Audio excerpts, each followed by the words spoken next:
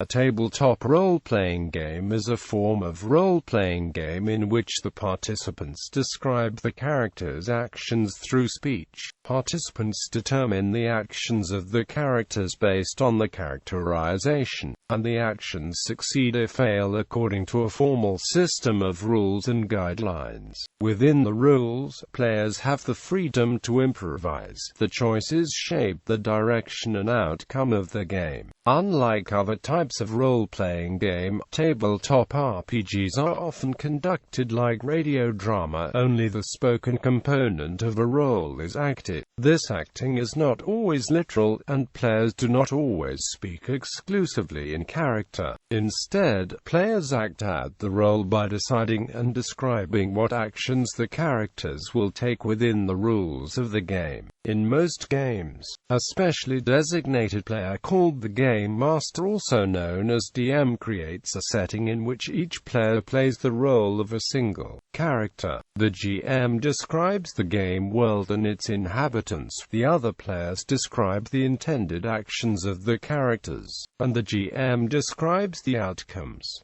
Some outcomes are determined by the game system, and some are chosen by the GM. The terms pen and paper and tabletop are generally only used to distinguish this format of RPG from other formats, since neither pen and paper nor a table are strictly necessary. Gameplay. Most games follow the pattern established by the first published role-playing game, Dungeons & Dragons. Participants usually conduct the game as a small social gathering. One participant, called the Dungeon Master in Dungeons & Dragons, more commonly called the Game Master or GM, purchases or prepares a set of rules in a fictional setting in which players can act out the roles of the characters. This setting includes challenges for the player characters to overcome through play, such as traps to be avoided or adversaries to be fought. The full details of the setting are kept secret, but some broad details of the game world are usually given to the players.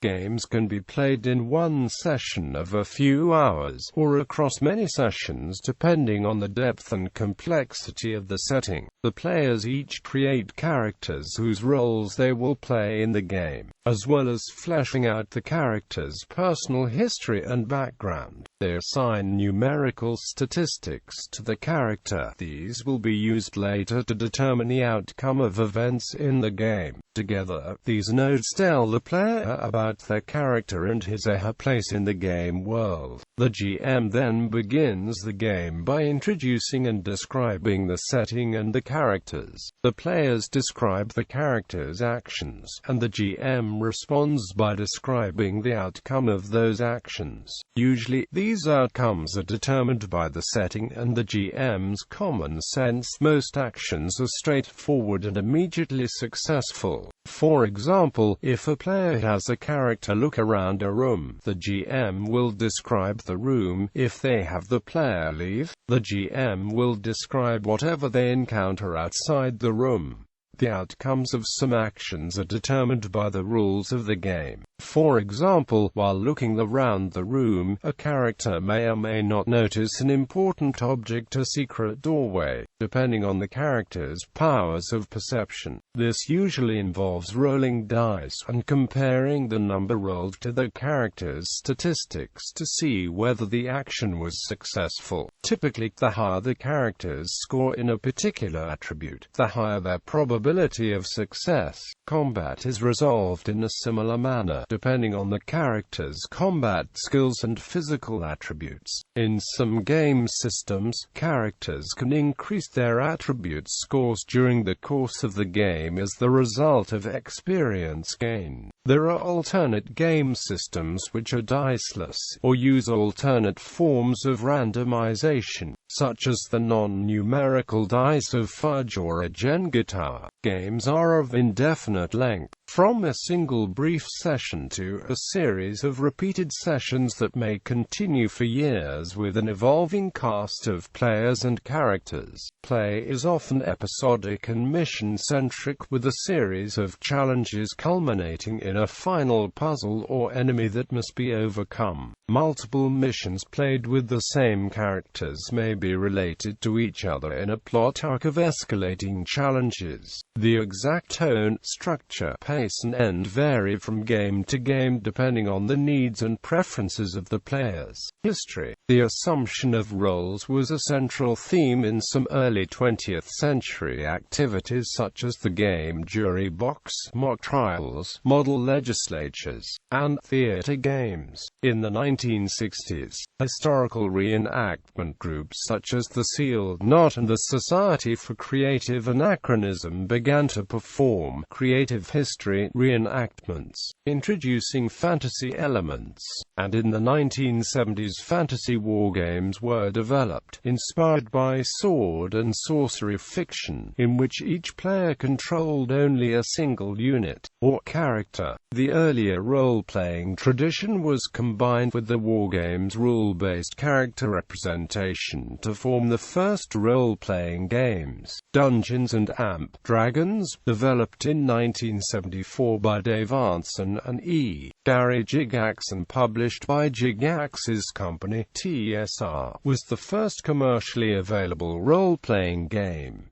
TSR marketed the game as a niche product. Gygax expected to sell about 50,000 copies total to a strictly hobbyist market. After establishing itself in boutique stores, it developed a strong, lasting fan base. Another early game was Traveller, designed by Mark Miller and first published in 1977 by Game Designers Workshop. This was originally intended to be a system for playing generic space opera-themed science fiction adventures, but an optional setting called The Third Imperium that was detailed in subsequent supplements became strongly identified with the game. The changes in this setting over time, especially those involving the Fifth Frontier War as depicted in the Journal of the Traveller's Aid Society, arguably constitute the first use of meta-plot in a role-playing game. At the same time, games using the fictional worlds of Star Trek, DC Heroes, the Marvel Universe of The Lord of the Rings expanded the range of possibilities for tabletop gaming. Dungeons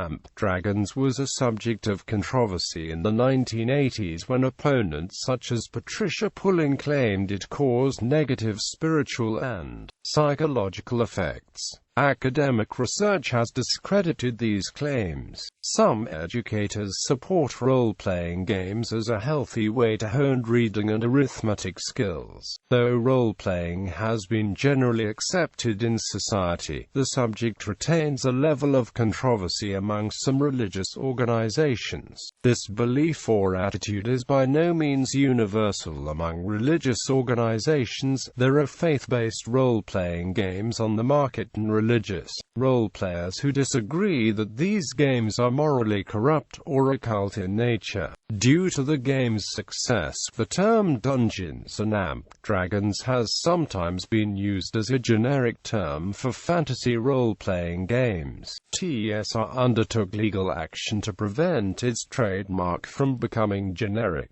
Games such as GURPS and Champions also served to introduce game balance between player characters. Later, Vampire the Masquerade and similar games served to emphasize storytelling, plot and character development over rules and combat. Competition from role-playing video games and collectible card games led to a decline in the tabletop role-playing game industry. The financially troubled market leader TSR Inc., which had suffered financial setbacks from overproduction, was eventually purchased by Wizards of the Coast. To better cope with the economics of role-playing games, they introduced a new regime of open gaming, allowing other companies to publish D&D-compatible supplements. Meanwhile, self-defined indie role-playing communities arose on the Internet, studying role-playing and developing several forms of role-playing game theories such as GNS theory, and critical reflection on role-playing games has become popular in Scandinavia, leading even to a yearly academic conference. In 40 years, the genre has grown from a few hobbyists and boutique publishers to an economically significant part of the games industry. Grassroots and small business involvement remains substantial, while larger projects have attracted several million players worldwide. Games industry leader Hasbro purchased Wizards of the Coast in 1999 for an estimated $325 million. Game systems. The set of rules of a role-playing game is known as its game system. The rules themselves are known as game mechanics. Although there are game systems which are shared by many games, for example the D20 system, many games have their own custom rules system. Most role-playing games require the participation of a game master, who creates a setting for the game session, portrays most of its inhabitants, known as non-player characters, and acts as the moderator and rules arbitrator for the players. The rest of the participants create and play inhabitants of the game setting, known as player characters. The player characters collectively are known as a party. During a typical game session, the GM will introduce a goal for the players to achieve through the actions of the characters. Frequently, this involves interacting with non-player characters, other denizens of the game world, which are played by the GM. Many game sessions contain moments of puzzle-solving, negotiation, chases, and combat. The goal may be made clear to the players at the outset, or may become clear to them during the course of a game. Some games, such as Polaris and Primetime Adventures, have distributed the authority of the GM to different players and to different degrees. This technique is often used to ensure that all players are involved in producing a situation that is interesting and that conflicts of interest suffered by the GM are avoided on a systemic level. Game rules determine the success or failure of a character's actions. Many game systems use weighted statistics and dice rolls or other random elements. In most systems, the GM uses the rules to determine a target number, though often the targets are determined in a more principled fashion. The player rolls dice, trying to get a result either more than or less than the target number, depending on the game system. Not all games determine successes randomly. However, an early and popular game without random elements is Amber Diceless Role-Playing Game by Eric Wouge. Most systems are tied to the setting of the game they feature in.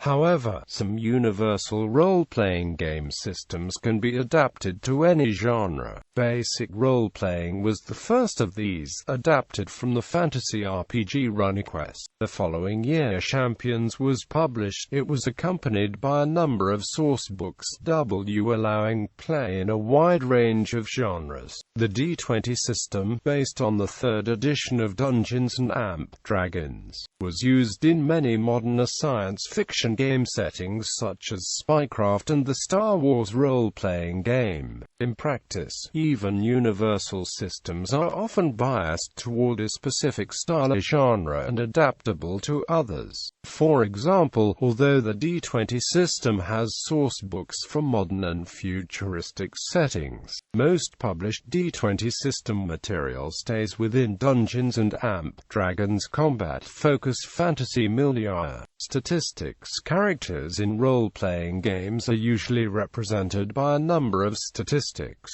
Statistics are an abstract measure of how successful a character is likely to be at a class of tasks. Many game systems make distinctions between two key types of statistic, attributes and skills. Some, such as Burning Wheel and The Shadow of Yesterday, include character motivations among these resources. sources. These names are not at all consistent across different games, however.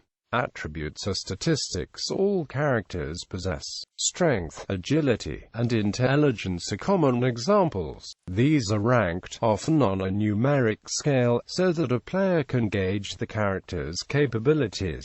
For example, a character's strength rating could be used to determine the likelihood that the character can lift a certain weight. Skills are abilities that only some characters possess, such as negotiation, horseback riding, and marksmanship. Game systems often define skills that are genre-appropriate. For example, fantasy settings generally include magic skills, while science fiction settings may contain spaceship piloting skills. However, some skills are found in several genres. A medieval rogue and a Wild West outlaw may both be very proficient at throwing knives, and a skill labeled diplomacy may benefit ancient Roman patricians or industrial tycoons of the 19th century equally well. Character motivations are things that the character will fight for. The riddle of Steele's spiritual attributes, burning wheels, beliefs, and the shadow of yesterday's keys are such features. They might reveal secrets the character has kept, aspirations they hold, or other characters they care about. Character creation before play begins. Players develop a concept of the role they would like to play in the game. They then use the game system's character creation rules to form a representation of the characters. In terms of game mechanics, the character's statistics are recorded on a special purpose form called a character sheet. Some systems, such as that of Feng Shui, require characters to choose from a set of pre-built template characters with only a small amount of customization allowed. Others, like the D20 system, use character classes to define most character concepts, but allow some freedom with the statistics within those classes. Still others, such as GURPS, allow the player to create their own character concepts by freely assigning statistics.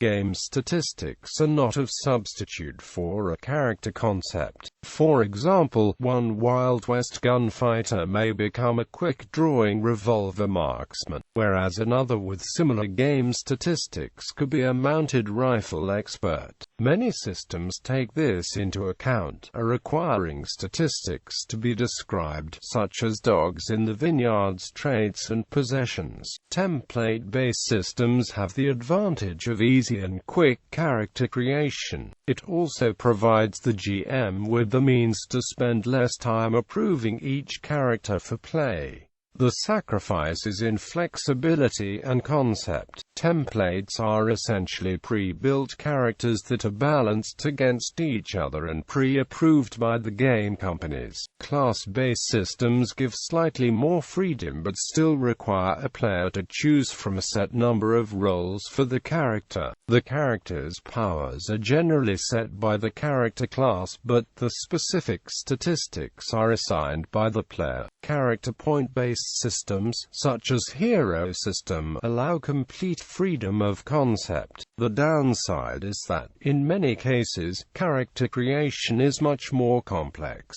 making the GM spend a lot more time examining and approving each character concept. A few games allow free-form character creation. Characteristics are simply assigned as a player sees fit, and the final result is submitted to the GM or group for approval. Free-form character creation can be implemented in any game system, but is only rarely the prescribed or assumed method.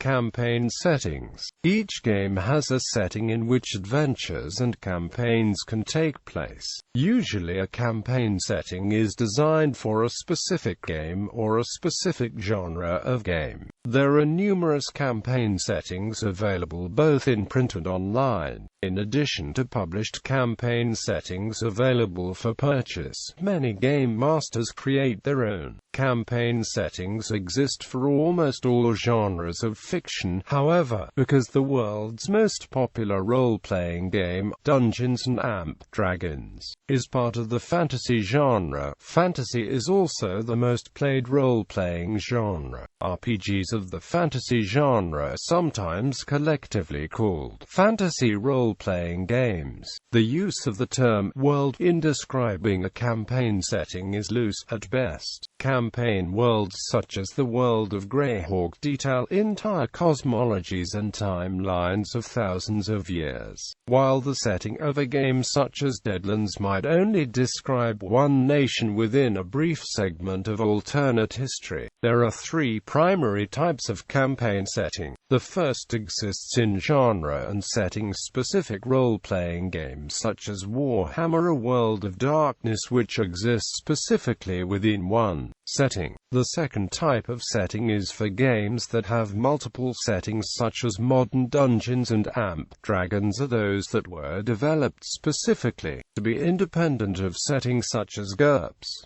The final type of setting is developed without being tied to a particular game system. Typically this last sort are developed first as standalone works of fiction, which are later adapted to one or more role-playing systems such as the Star Wars universe or Middle-earth. The range of genres represented by published settings is vast, and includes nearly all genres of fiction. While role-playing's roots began in fantasy, science fiction has been used in settings such as Traveller. Horror formed the baseline of the World of Darkness and Call of Cthulhu, while spycraft was based in modern-day spy thriller-oriented settings. The comic book and superhero genres have been utilized for games such as Mutants and Masterminds. A number of campaign settings have fused multiple genres into a single game. Shadowrun combined fantasy with cyberpunk. Castle Falkenstein drew on fantasy and steampunk elements, and Torg mashed up fantasy, science fiction, pulp and horror elements, while Feng Shui combined Chinese historical fantasy with kung fu action tropes and dystopian science fiction. In GURPS Infinite Worlds, the characters play Infinity Patrol agents who travel to alternate worlds, some of which include fantasy or steampunk as well as science fiction elements. Publishers. The largest publisher of role-playing games is Wizards of the Coast, a wholly owned subsidiary of Hasbro and publisher of Dungeons & Dragons, the D20 Star Wars RPG, and a number of smaller D20 titles. Most analysts give White Wolf the second largest industry market share and the highest share in live-action games. Most role-playing game publishers are privately held companies and do not release sales figures, making precise estimates difficult. There has been no publicly available, systematic examination of point-of-sale data, limiting further estimates to a rough consensus between industry analysts whose conclusions are often controversial. Market research conducted at Wizards of the Coast in 1999-2000 indicated that more than 1.5 million people played D&D on a monthly basis,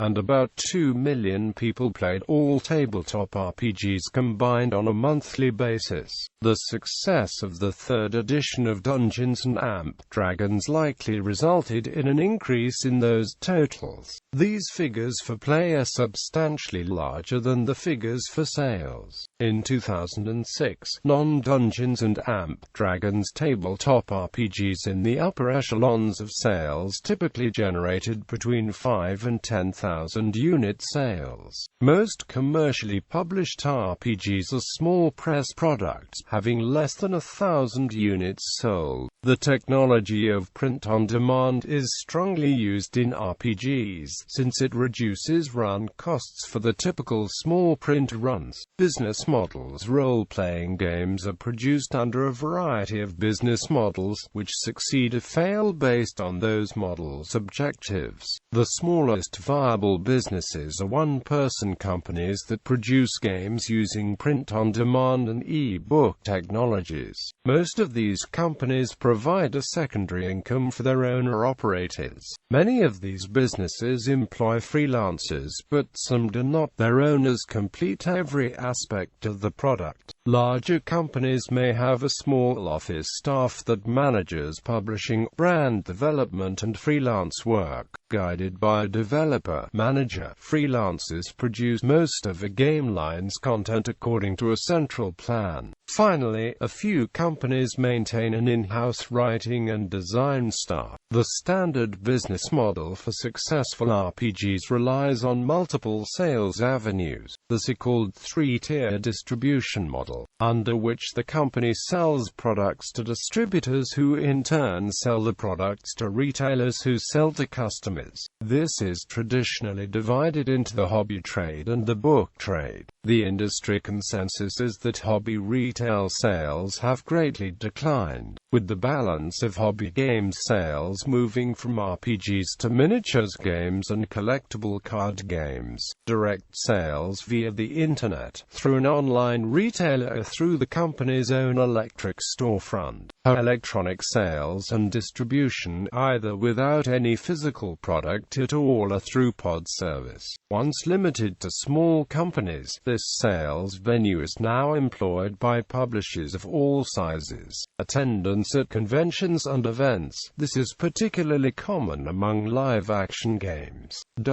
Typically, RPG publishers have a very long life cycle once they manage to generate an initial successful game. TSR, the initial publisher of Dungeons & Dragons, was an independent entity until 1997 when it was acquired by Wizards of the Coast, who was subsequently acquired by Hasbro in 1999. Many of TSR's contemporaries remain in business as independent publishers. The core design group of a publisher is often kept as a team within the new company for the purposes of continuity and productivity, though layoffs are common after such mergers and acquisitions. For example, Wizards of the Coast experienced multiple layoffs in the wake of acquiring Last Unicorn Games and after its own acquisition by Hasbro. Indie publishers. Indie games are produced by a self-identified independent games community, or individuals who identify with the community. Generally, they are self-published or published by a collective group of small publishers. The indie role-playing game community often produces games with signature and idiosyncratic character. Some indie publishers often eschew the three-tier distribution model and sell directly online and at conventions, or directly to stores, but many do use distribution services.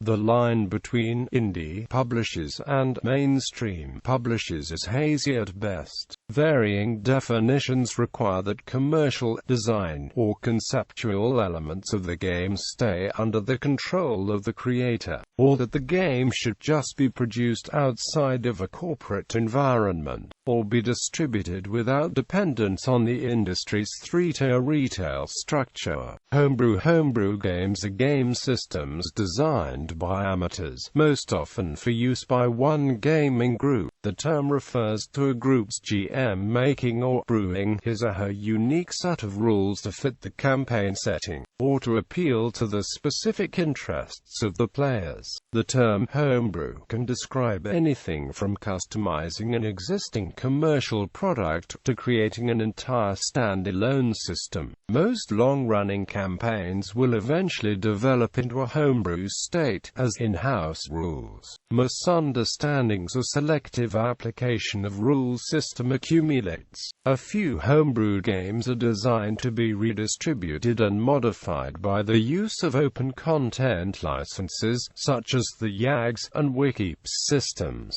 The decision to license the game under permissible conditions allows the cultivation of homebrew communities, similar to the ones found with popular open-source projects.